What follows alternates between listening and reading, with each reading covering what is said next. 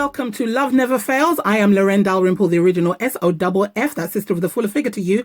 And today on my little chat, we have Floyd Millen, political scientist and former advisor to the Metropolitan Police Authority, has a master's degree in modern British politics and a PhD in political science and criminology. Hi there, Floyd. How you doing?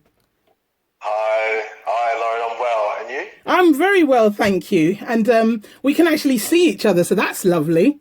You look well. It is, yes. I'm feeling well. You're looking very bright and summery. Oh, thank you. It was a nice day today, and it's had a really good effect on me. So thank you very much for saying so. Yeah. Before we continue, I'd just like my listeners to know that I won't always be talking to people about subjects that they are professional in or, or they have knowledge of in particular. As far as I'm concerned, we are intelligent beings, so we can talk about anything. Right now, if we start talking about political science, one of us is going to be very quiet. Hint, hint, because I don't know nothing about that. But I will say today's subject is I'd like to have a chat with you about what you think about this. Are our youth, especially our black males, being given a chance for care in the community and indeed outside of the home? Are our youth being looked after and being given the opportunity to look after themselves? That's an interesting question. One part of the answer could focus on the range of social service provision that's out there for under 18 or 16 and under and over and adults.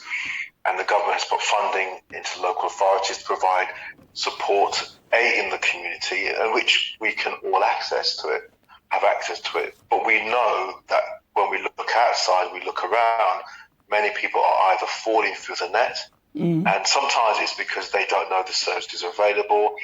Sometimes the interventions are inappropriate, i.e. people may be seen as having issues or problems that they don't actually have. Right. There could be mental health issues, there could be substance issues, there could be issues of rejection from the home. And therefore, sometimes we find that the services that are available don't actually tick the right boxes. And we know that in a community, in a wider society, we have to provide services that, there's a common denominator which all people can benefit from. Yeah. But there'll be cultural sensitivities, whether it be in terms of where people sleep, like to rest, foods they have. So how do we ensure that the services that are provided are culturally sensitive, right, and secure? So in many respects, there are services there, but they are not always accessible. And the individuals who sometimes assess who should go into those supported services aren't fully aware of the kind of issues that people face, why they don't come forward, right, and when they do come forward, why they may be reluctant to participate or take hold of those services. Right. So do you think that we could actually be damaging our youth at home if the culture is, I'm not saying that this is every household, so please do not write in. I'm saying that we do know at least one set of people who will say things like, black people don't go to therapy. We don't need help. We don't need the doctor. And we indoctrinate these ways into our youth that they have to have this inner strength, which really, the inner strength that maybe you and I have, because I learned your age today. So I know how old you are. And you and I are within the same age group. We've had time to develop. Our youth, that's what being young is all about, development. So if we then say, here, take this ideology, have that, we literally expect them to carry it around. Are we doing them a disservice by doing that? In some ways we are, because the world that we grew up in was very, very different. In some respects, there were rites of passages, there were routes, from school into work, from your uncles, your aunts, your grandparents, if they're around, to becoming a man, to becoming a woman. There were clear channels. And also people had jobs for life. There wasn't as much touchy-feely supportive services as there are now. So we had to get on with it. Yes. Some of the stuff we dealt with and our parents dealt with, we just had to get on with it. Right. And that's not to say that youngsters don't have to get on with it today, but technology has moved to such a fast degree. The world of work has changed. The types of employment, some of us, we don't even understand the kind of roles that are out there, if they are out there. Yeah. And I think asking young people to be resilient, there's not much of a baseline for them to understand resilient into what and from what. Yeah. So some of our learned experiences can be a disadvantage to them because we saw systems and structures in a certain way, and those systems and structures have broken down. Very many interactions people have now are through networks. Social media is all about networks. Yeah, Microsoft Teams and stuff. Yeah, so the skills that we had are changing and our interaction. So there is a disadvantage. And because we don't fully understand the world the way the kids do today, we have to caveat what we say to them because, being resilient, getting on with things, we will say eye-to-eye contact, stand up straight, all this. It's still important, but the world that many of them operate within, the mores are different. The interaction levels are very, very different. So, and that then can lead to dysfunctional habits, dysfunctional ways of behaving in terms of communication, trying to get the job, and understanding when you should stand up, when you should shake hands, and then No. I'm just... yeah. That was a breakdown in communication between you and I. No, I wanted you to finish what you were saying. Please do. Yeah. So it can be a disadvantage. Yes. To youngsters, and then when they have mental health issues, right? Fearing that they can't speak to anyone because it's seen as weak or. I do want to touch upon that because there's two things you said just now about. In fact, I'll come to this. I'll say that there are lots of taboos and myths within the culture of Black families in Britain. Like I said before, we don't go to the doctor, we don't seek therapy, or we don't ask for help. And by the time you've placed that in the mind of a young person, that they it really messes them up. It can do if they need help. If they don't need the help, then we're good to go. They never had to ask for it. They never felt the need to ask for it. And there are just some people who have wonderful relationships with their parents. I mean, combined, as you and I were saying in our talk before, we have 4 Black males, our sons. You have 3, I have 1. And I think they're all within the same age group.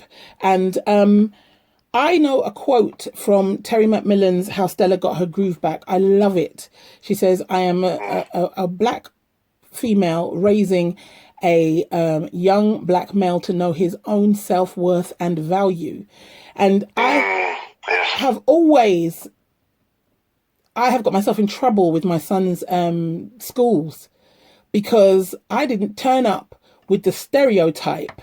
And don't get me started on the ABW, the angry Black woman thing, because that's another podcast. But what I will say is this: it was expected, because these people already knew they did wrong by my son. They did things that would make me angry. They would make anybody angry of any race. Yeah, that's right. Okay, of any religion, of any culture, of any faith background, of any sexual orientation.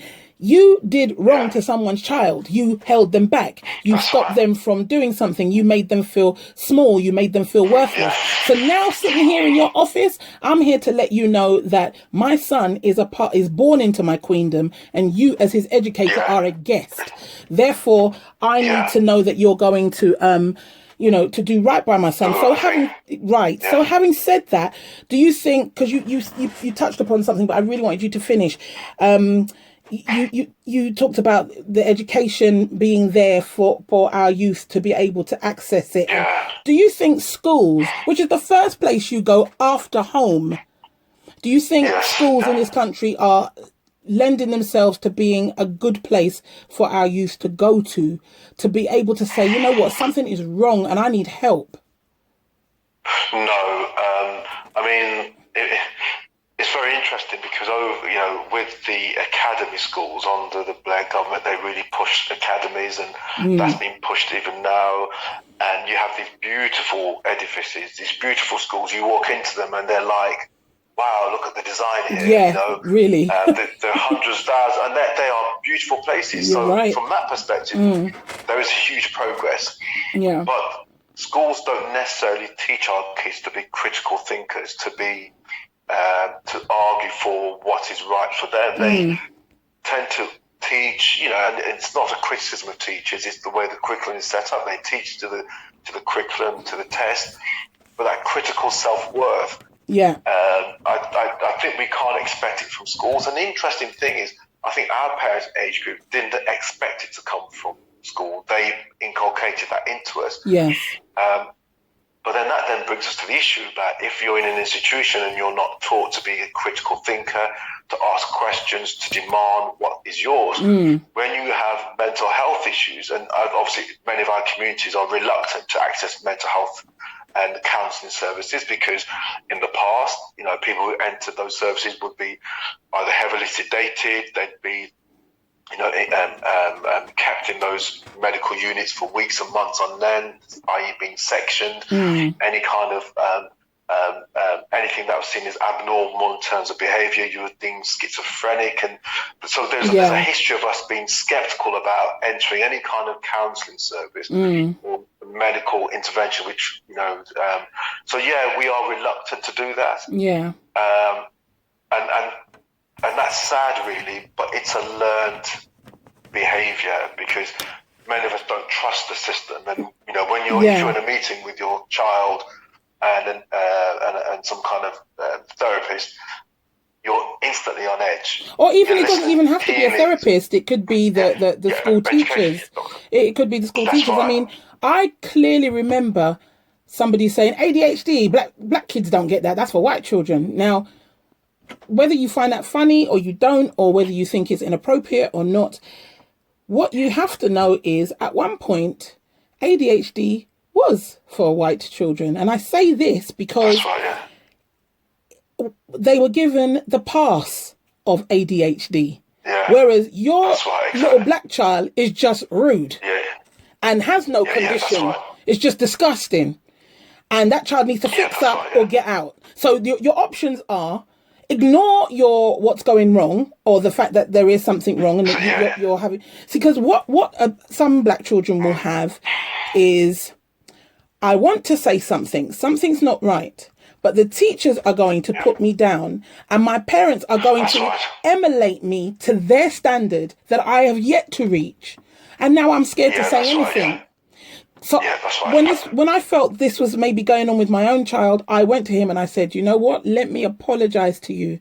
I am trying to raise you the best way I can, but I am using what I know. And you know what, I'm going to drop some of it because it's not healthy or helpful to you. And just because my mother taught me and she loved me doesn't mean it's going to help you. So we got rid of a lot of things, which then That's very significant. Yeah. And that's significant because you had to do some introspection. Oh, gosh, yeah. And then, and we all had to do that. And then we actually say, that's not relevant or that's not important. And one of the things that I find is that the struggles that our parents have had, that some of us have had as well, we narrate that struggle and our response to authority because we've had the direct experience.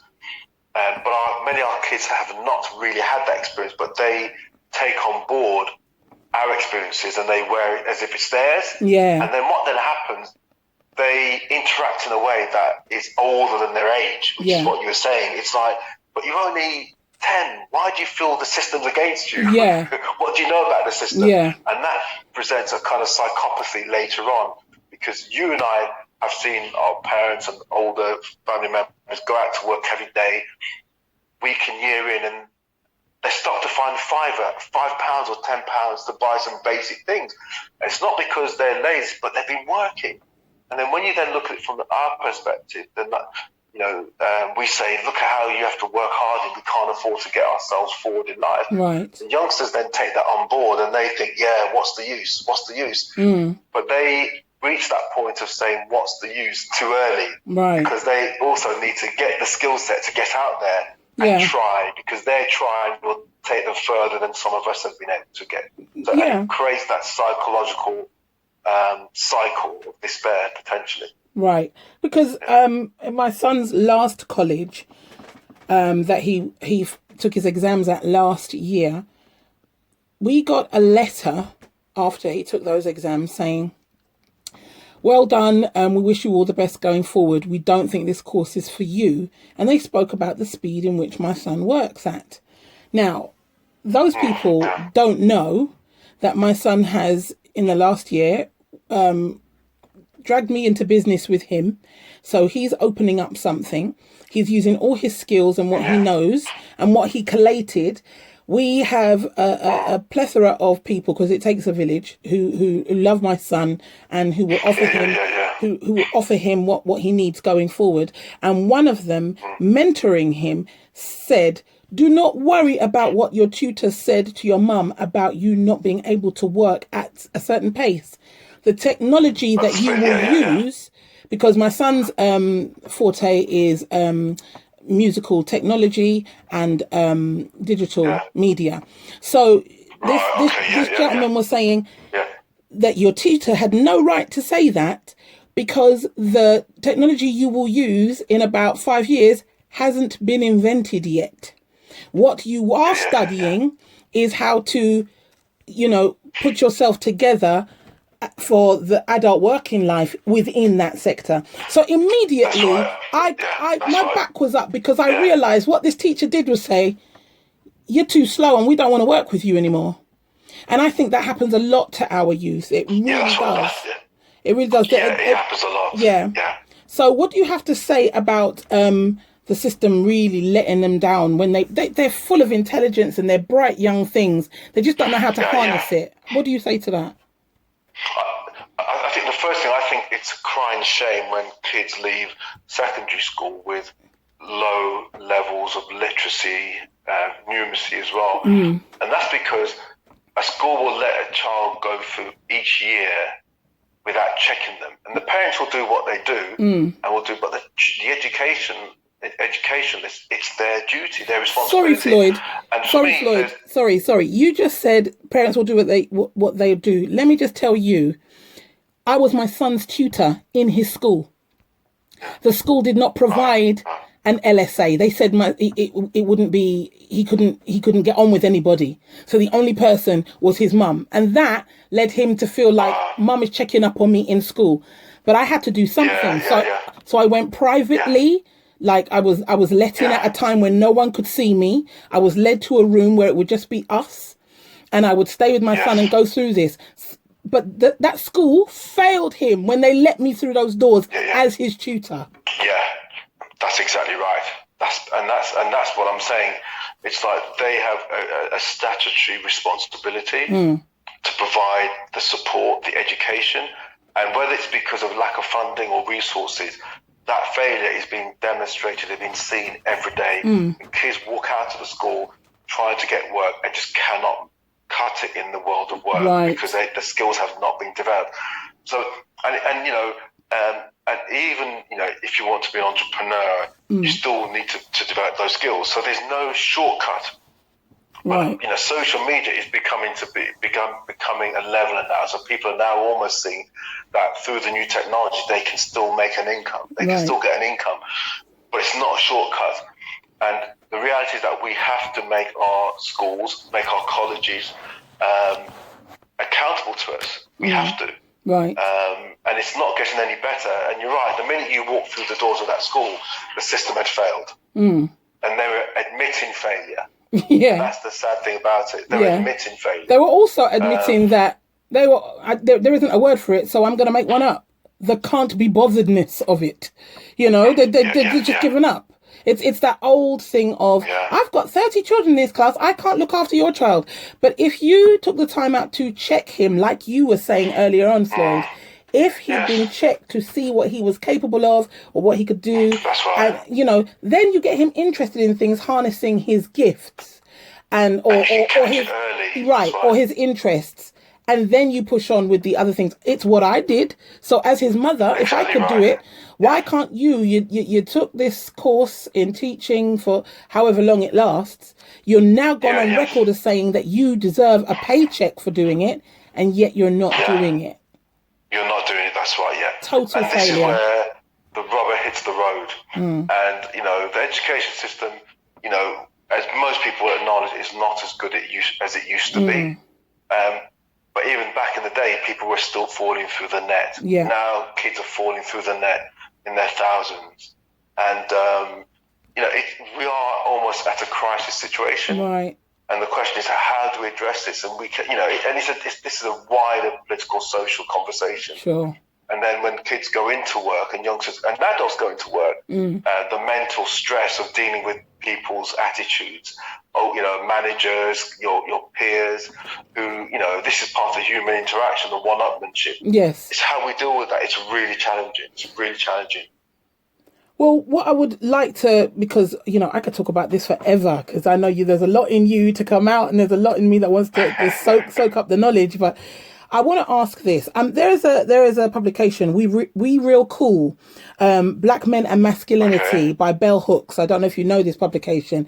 And it does touch upon, it discusses the lack of love and acceptance that Black men face, which creates an emotional crisis.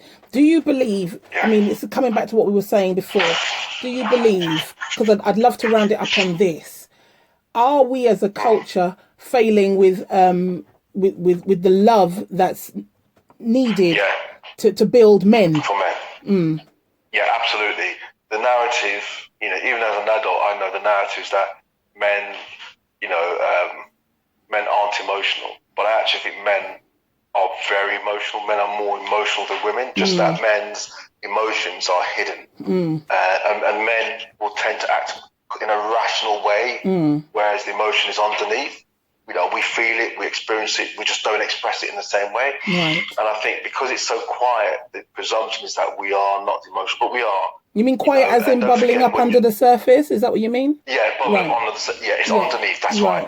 So the exterior may look calm, underneath is going on. And these are gross generalizations. Whereas women, you can tend to see where a woman, when she's unhappy, emotional, that you can see it generally. Yeah. With many men, it's under the surface. Yeah. But under the surface makes it a tinderbox, which when it explodes, it explodes badly. Right. And I think this is the thing, and this is the thing I think is really important, which is that every man had a mother, and a mother that looked after him or him, essentially. And so within a man, there's that craving for love. There's that craving for an emotional connection.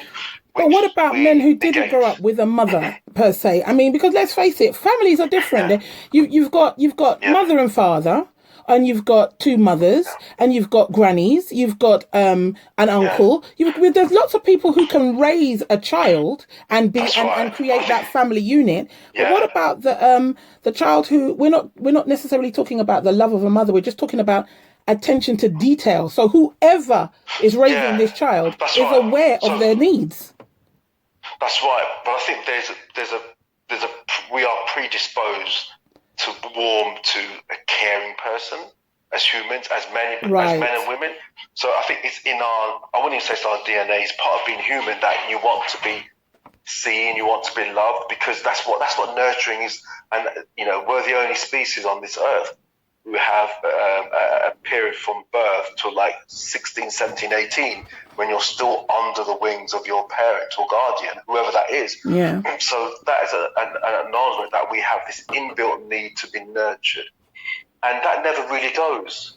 And as you say, whether it be whoever that nurturing person or figure is, there is a craving for acceptance and nurturing. Right. I think we lose that too quickly sometimes. And youngsters, as all youngsters, you want to be big quickly. But then you realise that the society is actually quite challenging, and are you well armed for that? And there is that bit where we aren't supporting our young men particularly, because sometimes we think they don't need it, but actually they need it more than we actually think. I'm very big on the hugs for my boys. Oh, yeah. I know that is an important part of them. As a father, me demonstrating that to them is really important.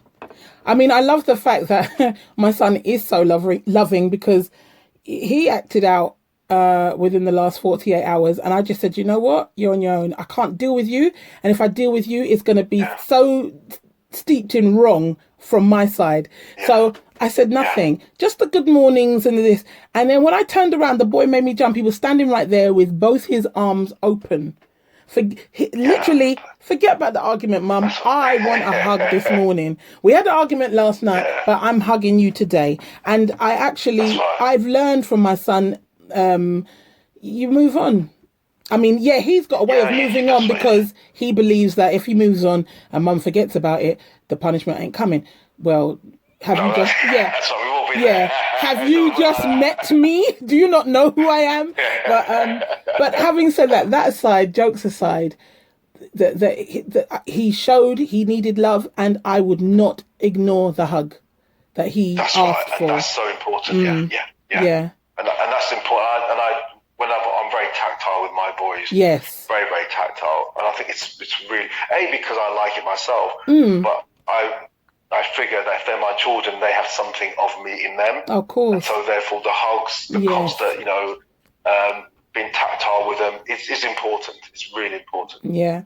It's been amazing talking to you. I only wish we had more time to chop it up like grown folks, man. I really do. But we could come again. You'll come again, right? Yes, absolutely. The gap was too long, Floyd. The gap was too long. That gap was bigger than the one in my teeth. I think there's a delay on the line. Yeah, delay. I think there is. Oh, Floyd, I love you like cooked food left back and reheat and yam next day. You are a brilliant man. You've got so much to offer. I'm definitely going to chat with you again, both here on this podcast and when we get a chance to see each other. We'll definitely sit down and talk, yeah? Fantastic, yes. Thank you so much. Thank you so much. You have been listening to Love Never Fails, a podcast here on SoFF Creations. I am Loren Dalrymple, the original SoFF, that's sister of the fuller figure to you. We want to thank you for joining us today. Love, peace and hair grease to each and every one of you.